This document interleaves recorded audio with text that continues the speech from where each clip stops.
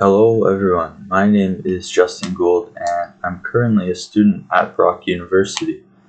I'm finishing up my second year, majoring in sports management, and I'm hoping to apply for a minor in economics. I'm finishing up currently my new media literacy course, and I'm going to be talking in this podcast about how algorithms and filter bubbles affect the information which is displayed to internet users. Further, I'm going to discuss how it ultimately creates a us-them narrative, describing both the positives and negatives that they provide. First, let's talk about what an algorithm is and how it affects every internet user's life. An algorithm is something embedded into electronic devices, social media, and the internet, which plays a large role in determining what users are exposed to. According to Giuseppe, 2013, algorithms manage our interactions on social networking sites, highlighting the news of one friend whilst excluding the other. This is a prime example of what an algorithm is put in place to do. One person sees something and his friend sees something completely different. This is based on past search habits and other criteria that is met and filtered in through the algorithm. Let's look at something that may occur in your everyday life. Let's say, for example, you're shopping for a new pair of shorts from Nike. You've been looking around various websites to try and find the right pair. In the end, you were not able to find a pair that you liked enough to buy, so you close out of all the tabs and continue on with your day. A few hours later, when you have some free time, you are on a social media app, such as Instagram, Twitter, or Facebook. You are scrolling and you see ads on the way. However, they are now starting to deal with clothing items, specifically shorts and other Nike products. Personally, this has happened to me many times, and I remember specifically one time looking for a new hockey stick, and all I noticed afterwards were advertisements with hockey products within it. This is one prime example of algorithms and how they function. These algorithms are important as they trap users into what are known as filter bubbles.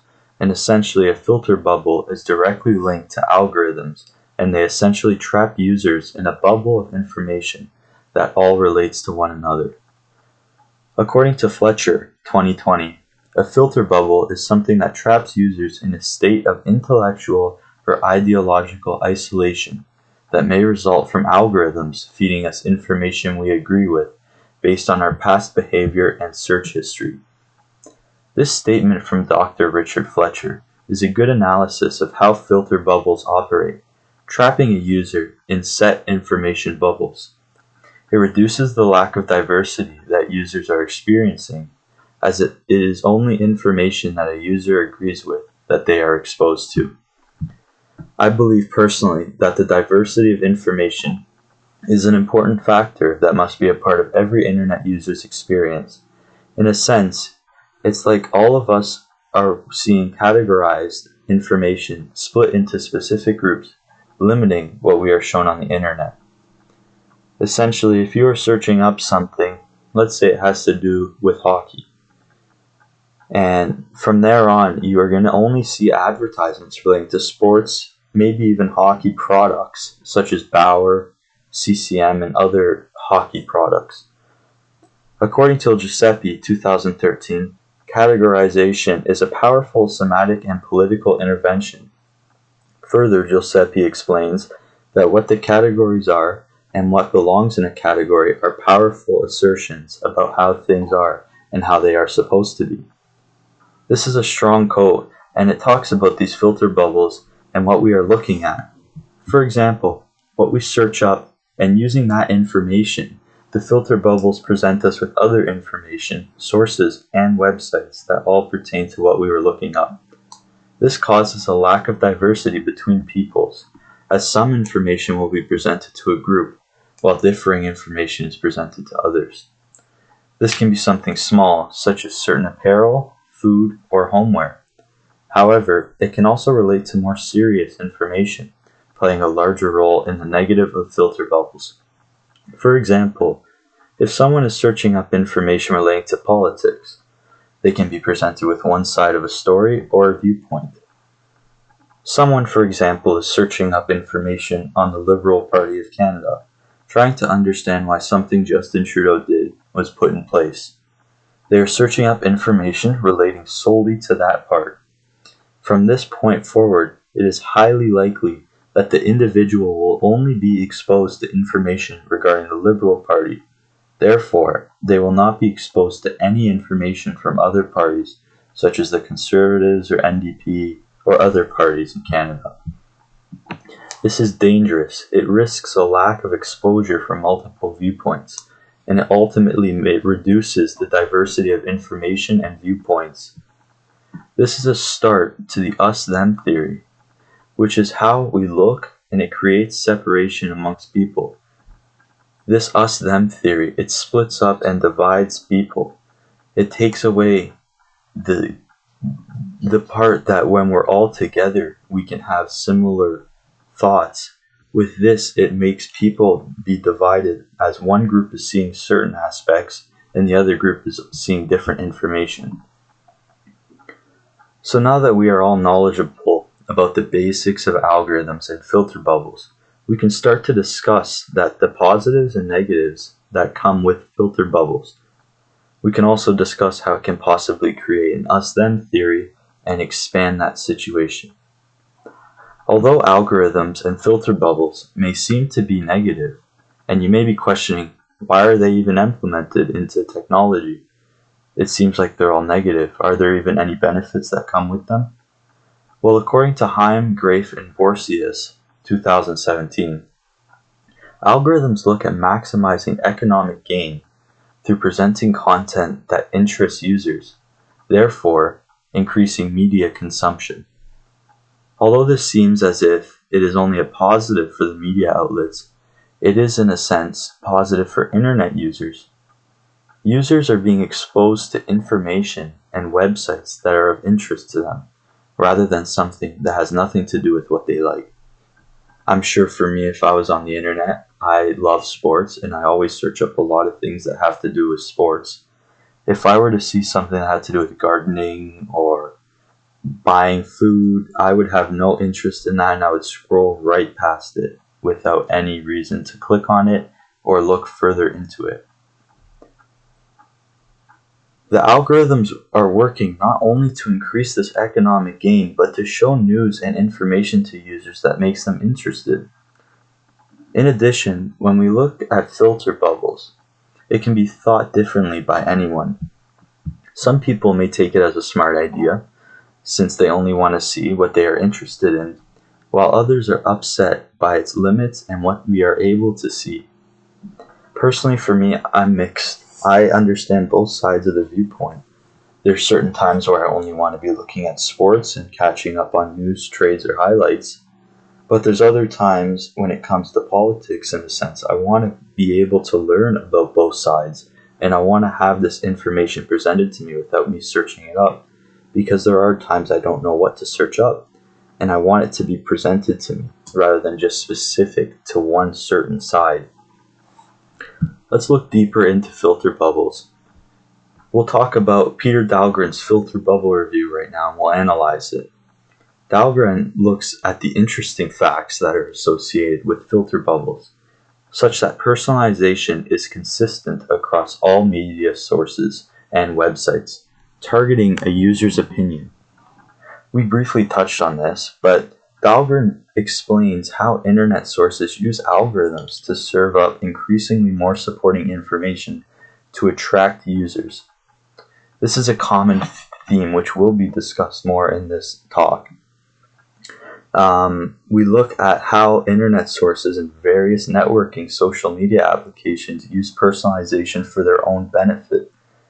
As we mentioned, it maximizes their economic gain because the more clicks, the more views, the more time on a certain website, the more money that company will generate.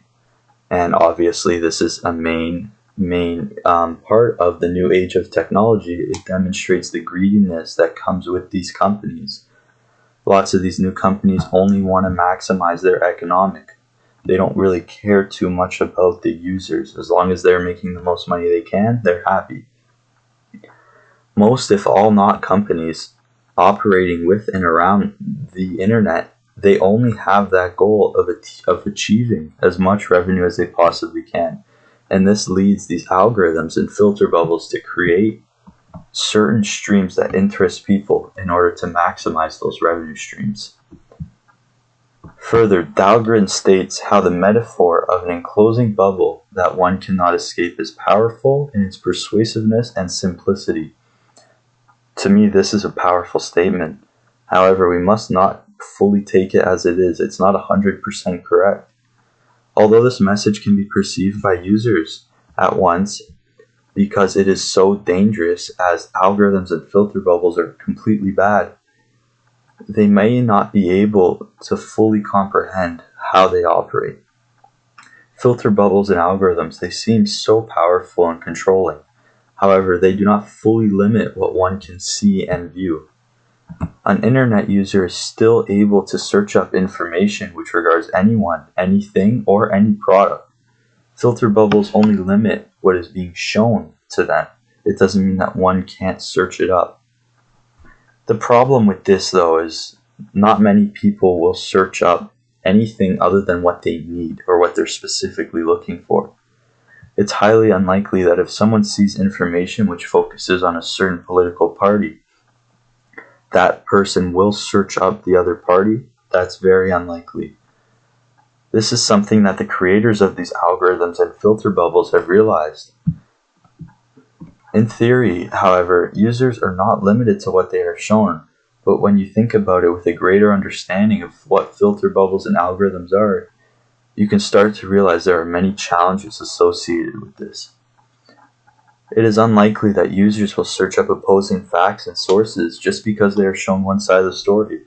Most of the time they'll take it for what it is and move on with their day, go to the next source, go to the next information, next slide, whatever it may be. Further, it is likely that they will think positively of what they're shown because it matches what they see and what they want to hear. If someone sees and likes what they're looking at and what they're reading and listening to, it's very unlikely that they will want to know the other side, which may go against their own beliefs.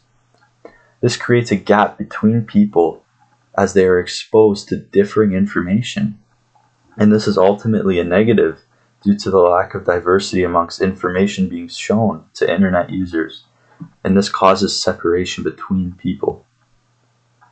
I mean, we can add this to the us-them theory because certain people are being shown one side while others are being shown the other. It creates that segregation between people, and it's not good for bringing all of a community together. This negative of filter bubbles is one that must be considered and fully understood to fully grasp the true impact they have on society as a whole. We'll continue on now and we'll look at Flaxman, Gohl, and Rao's 2016 analysis on filter bubbles, echo chambers, and online news consumption. In this article, they look at different studies which they conducted all around filter bubbles and how users are exposed and consume news. We will talk about their studies regarding ideological isolation. Let's go back to when we talked about how Dr. Richard Fletcher and how he discussed that filter bubbles trap users in a state of intellectual or ideological isolation that may result from algorithms feeding us information we agree with based on our past behavior and search history. Flaxman, Gohl, and Rao believe similarly to Fletcher as they talk about how individuals might be tightly concentrated around their ideological centers, only rarely reading content from across the political spectrum.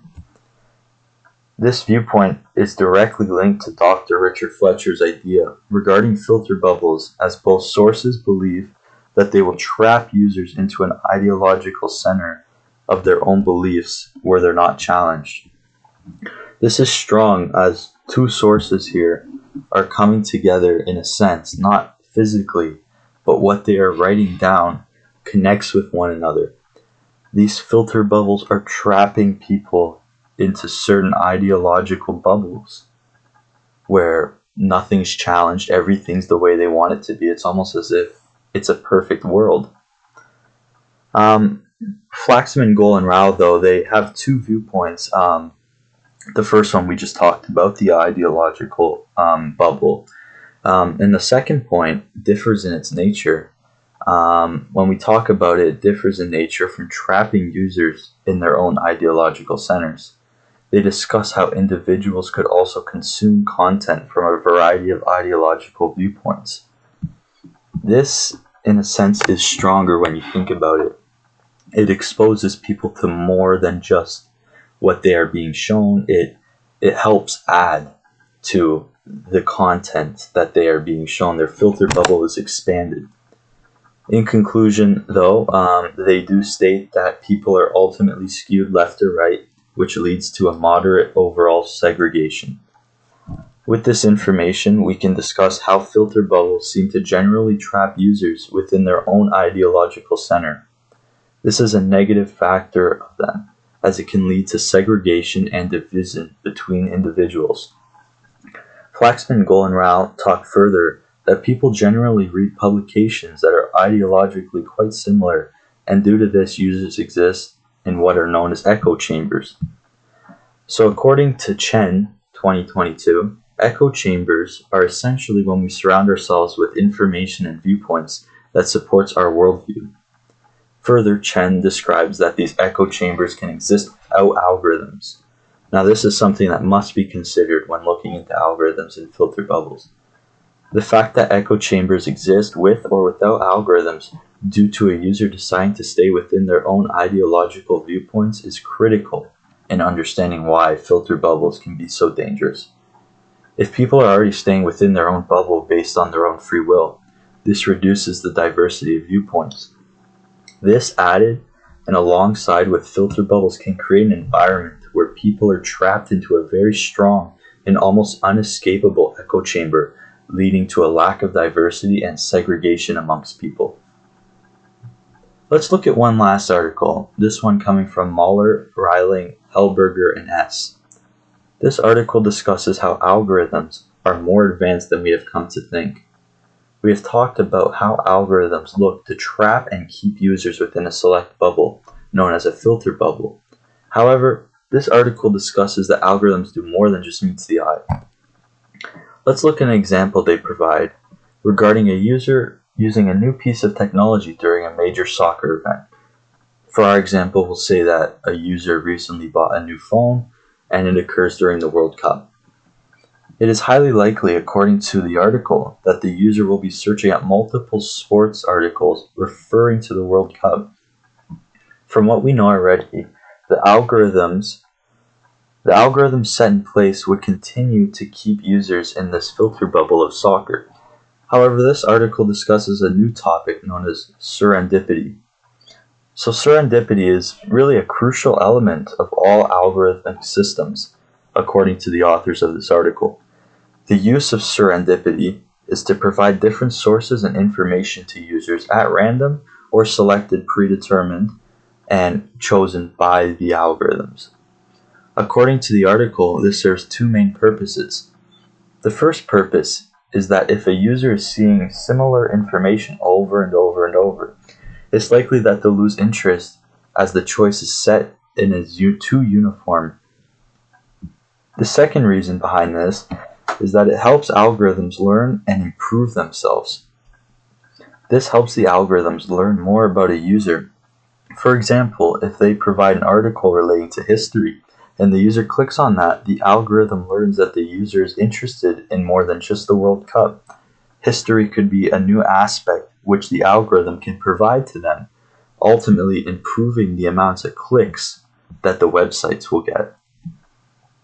This helps the algorithms better provide information and resources overall, like we just talked about, to a user, and it will amplify and increase the quality of the filter bubble, not only the quantity but the quality of the sources. The longer these algorithms have to work towards increasing the knowledge that they can gain, the better the quality of the sources will be, and it's likely that almost every single source will pertain to something the user is interested in. This really demonstrates how powerful technology can be. Not only will these algorithms provide personalized information, however, they will work to increase the capacity of information within a user's filter bubble. This is a good factor, I believe, as it will help to slightly increase the diversity of informations, which will ultimately reduce segregation slightly and increase the viewpoints one is exposed to. This is an advantage and a benefit for algorithms and filter bubbles, reducing the amount of us versus them. It could be a good step towards bringing people together as more information is shown to them rather than what they just want. I personally believe that serendipity is something that should be evolved and looked into further due to its benefits. When a user is browsing through social media or the internet, I think that they should be exposed to both sides of the spectrum, more than what they just previously looked up or what they want to see, but everything. Whether they choose to click on it and pursue reading or looking into the news information or whatever it is that may be shown to them, that's completely up to the user. But having that choice is essential to improving diversity of viewpoints and reduce the segregation across individuals. So let's just talk about quickly everything. In a short little summary, we learned about what algorithms are and how filter bubbles work with them and how they overall function in technology. We then talked about categorization and how filter bubbles look at what people search and have looked at previously in order for these algorithms to provide personalized information meeting the user's needs. We then talked about some of the benefits that come with filter bubbles and how they provide economic gain for companies revolving around the internet due to increased media consumption. We then further looked at how they provide information to users which will entertain them rather than information that has little to no interest to the user. We talked about the lack of diversity due to filter bubbles and how they create an us versus them situation. Further, how they essentially lock people into their own ideological viewpoints, which they are only exposed to, let's say, political information regarding a certain party, leader, or news source. We also discussed echo chambers and how they function within filter bubbles. And lastly, we talked about serendipity and how it has benefits and advantages to algorithms and filter bubbles. In conclusion, I personally believe that algorithms and filter bubbles provide more negative than positive factors and outcomes. I believe the lack of diversity of viewpoints is an essential factor that must be considered when looking at their purpose. The one-sided information that it provides causes and creates segregation between people, highlighting and creating an us versus them situation as people are exposed to one side or the other, rarely both. However, I believe that serendipity is a positive factor that should have more attention and should be more advanced to help create a more balanced pool of information which is shown to users. I think filter bubbles and algorithms have a lot of potential to become great in reducing the amount of spam and unnecessary information shown to users. However, I think it needs a lot of work and there's too many problems with reduced diversity and segregation, and I believe that if serendipity can be evolved and taken to the next level so people are exposed to more than just one side of the story, filter bubbles and algorithms can become essential and very important to every user's internet experience. Well, I hope you guys learned something from this discussion, and next time you're on the internet, look out for the personalized advertisements you see and how you yourself may be trapped in a filter bubble.